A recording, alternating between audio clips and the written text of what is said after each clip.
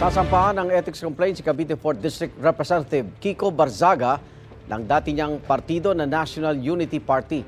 Ayon kay NUP Chairman at House Deputy Speaker Ronaldo Puno, dahil yan sa anyay misbehavior o hindi tamang asal ni Barzaga.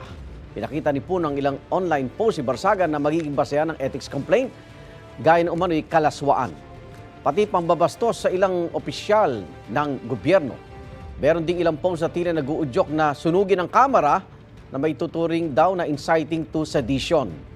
Sa sesyon ng plenaryo kahapon, nag-post din si Barzaga ng video na bumabatiko sa kamera. Kayo po na nakaupo, subukan nyo namang tumayo. At baka mamyaw-meow-meow, meow-meow-meow, mamyaw-meow-meow.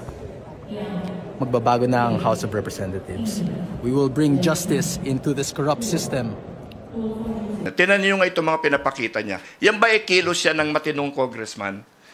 Yan ba yung papayagan natin? We want to establish standards of behavior that will apply to everyone.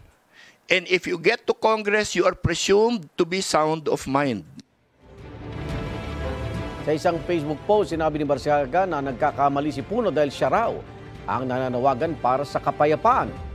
Masyado na anyang malayo ang loob ni Puno sa ordinaryong tao kaya wala siyang alam sa kayang gawin ng isang inaaping mamamayan para makamit ang hustisya.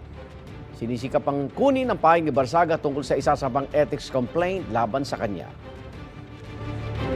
Igan, mauna ka sa mga balita, mag-subscribe na sa GMA Integrated News sa YouTube para sa iba't ibang ulat sa ating bansa.